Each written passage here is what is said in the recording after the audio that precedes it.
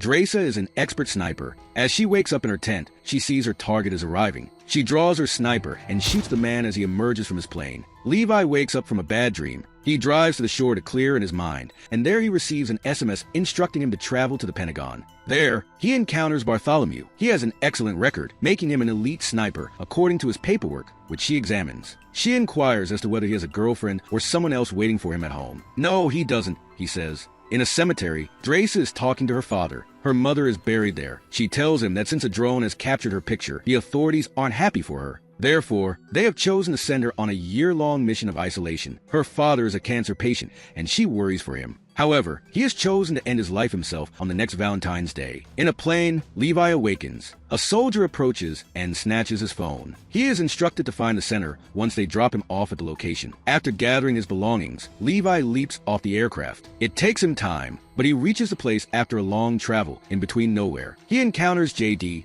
a Marine commander. He doesn't know where they are, but he is also unaware of it. He claims that since his one-year assignment is over, he is leaving this place. He tells him that the tower will be his residence for a year. It is equipped with numerous weapons and all the facilities. What's in the opposite tower, he wonders. They are not allowed to communicate with other towers, he claims. They must take care of the west side, while the other tower will take care of the east. Additionally, he claims to have spotted movement on the opposing side, suggesting that they may be switching guards as well. He describes his work, which is to inspect the automatic cannon daily, replace any vandalized mines, and check for damages. A clocker in the region conceals the location from satellites. The region is totally undetectable. In any case, a self-destruction cycle called Stray Dog will begin if the clocker is damaged or destroyed. He must leave the area as soon as possible if such occurs. There will be a radio check every 30 days. Outside communication is prohibited. Aside from that, Levi questions the true purpose of the operation, aside from maintaining secrecy. JD throws a grenade in the gorge, and soon a scream comes out of it. His goal, he claims, is to prevent anything from emerging from the gorge. What's inside? Inquires Levi. They are the Hollowmen, according to JD. They deployed 2 battalions in the late 1940s, but none of them emerged, so they chose to hide it. Levi is perplexed. However, JD claims that this is all the information he has received from the guard before him as well. He bids Levi farewell and heads out. When the helicopter arrives to take him away, someone asks him to verify his identity. He is immediately shot dead as he does so. Bartholomew said the rotation is finished. Now that October has arrived, Levi is going about his daily business. They ask him whether everything is all right when he completes the radio check. He gives a positive response, but when he requests more details, they don't respond. He looks at the bookshelf because he's bored and discovers some well-known quotes that the old guards had rewritten behind it. Levi is working one day when he hears a sound coming from the eastern tower. When he looks at the camera, Dresa is seen sawing wood. Levi awakens from a nightmare on a rainy night. He hurts his leg after breaking a glass as he's waking up. While tending to his injuries, he notices that Dresa is still conscious and soon goes to sleep. Now that November has arrived, Dresa is singing while holding a tiny cake. She shoots into the air to attract Levi's attention because she is bored. Examining the binoculars, Levi looks. A written message requesting his name is in Dresa's hand. They are not permitted to speak. Levi responds in writing. However, she writes her name and declares that she will do as she pleases because it is her birthday. Levi smiles and writes his name, including an offer to salute her birthday with a drink. After that, she turns on some music and begins to dance and asks Levi to join her, but he is not very good at it. He is only good at shooting, he says. Thus, Dresa places a bottle on the balcony and asks him to shoot. He denies it, so Drasha aims at his bottle instead. Levi now takes up the challenge and aims for the bottle. Now that Dresa keeps the bottle on her head, she notices something on the wall and urges him to check. He witnesses several strange beings attempting to rise. He fires at them. The landmine blows some of them up. Dresa also picks up the gun and begins assisting Levi. Out of nowhere, she spots a beast scaling his tower. She fires at it. When Levi notices it, he too begins to assist her. One of the creatures drops and detonates a mine. Dresa is wounded by a shrapnel. Levi picks up the large firearm and begins firing at the animals. Additionally, the automatic guns are activated and begin to fire. They ultimately prevail. Dresa takes care of herself at daybreak. Levi mends the mines the following morning. Out of nowhere, a drone appears, examines him, and then takes off. December is here. A Christmas tree is made by Levi. They drink together and construct snowmen, using each other's names. In this way, They collaborate daily. They play drums and chess. The Valentine's Day arrives. Dresa feels depressed thinking about her father. Levi asks what's wrong, and Dresa writes back that she wishes someone was there. When Levi finds an old guard quotation that reads, "Only those who will risk going too far can find out how far one can go," he questions what he can do about it. Motivated, he combines a rope launcher and a missile launcher, firing it toward the east. When Dresa notices it, he rushes to the missile's landing spot. She puts out the fire and attaches the rope to a tree. He then crosses to the other side with the rope's assistance. They are finally met. He hands flowers to Dresa. She offers to bring some clothing and invites him to take a shower. After showering, Levi can't find his clothing. In the garden, he notices them and dashes over there as Dresa smiles, watching this on CCTV. While eating dinner, they discuss their best sniper shot. They end up making love after dancing to the music at night. Later, Levi has composed a poem for her, but he won't share it with her. And only after many requests, he only tells her the title. Levi is about to depart the following morning when a creature tries to climb to his tower and is blown up by the mines. The rope breaks and Levi falls down. But thankfully, Levi carries his parachute and falls into the gorge. As Dresa notices, he grabs the weapons and leaps into the gorge. She falls into the river after the parachute becomes lodged in a tree. She manages to escape the river by grabbing a rope. Levi is hanging from a tree. There's a monstrous thing, looking like a huge caterpillar approaching him. He wakes up at the last moment and attacks it. He collapses on something sticky after cutting the rope. He is powerless to stop a beast from trying to devour him. However, Levi is set free when Dresa arrives and shoots the beast. They get going as suddenly, some human-like creatures on horses attack them. They fight them together, is able to kill them. Dresa looks in her backpack, and she can't find the auto-ascender which is supposed to help them get up. It must have fallen at the river, Dresa wonders. Levi notices that the monster is wearing an ancient British SAS suit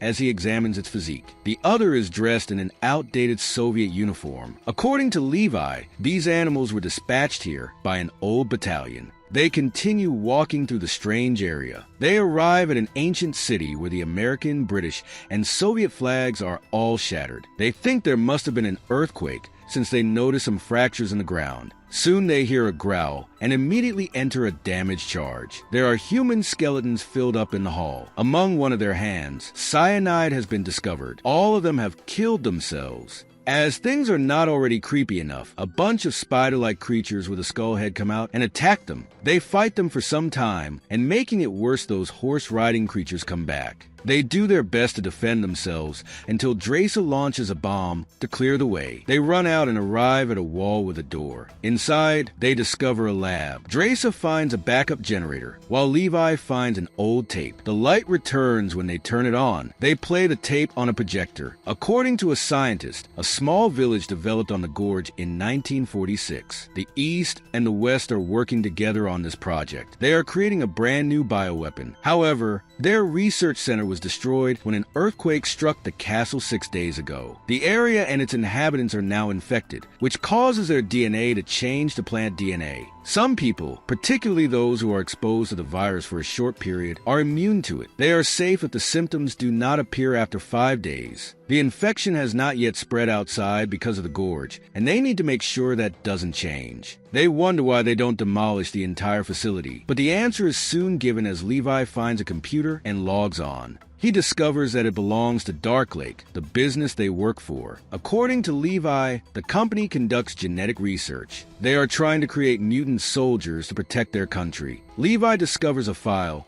called Stray Dog as well. The bomb will detonate if the gorge is revealed, and the safe distance is 4.2 kilometers. When Dresa realizes her ammunition is gone, they head for the door. The ammunition is outside. They realize the creature can think tactically and are playing with them. They throw some smoke grande and go out. However, their plan doesn't work, and a horse-riding creature traps Dresa and pulls her into the bush. She faints after being struck by a tree while attempting to extricate herself. Levi discovers an underground room while running after her. Dresa is tied up and hanged by her hands. She wakes up and sees the creature is coming to kill her. She strikes it, releasing herself. She engages the beast in combat. The beast is using a sword to battle, and Dresa is avoiding his blow but struggles terribly. Levi appears there soon and kills the beast. They give each other hugs. As Levi picks up the creature's weapon, He notices its name tag. It is Levi's tower's oldest guard. They are at a chemical missile plant. According to Levi, he claims that during the earthquake, the area sustained damage and the rocket began to spill chemicals. The virus is propagated by the fog. As they pass in front of the platform,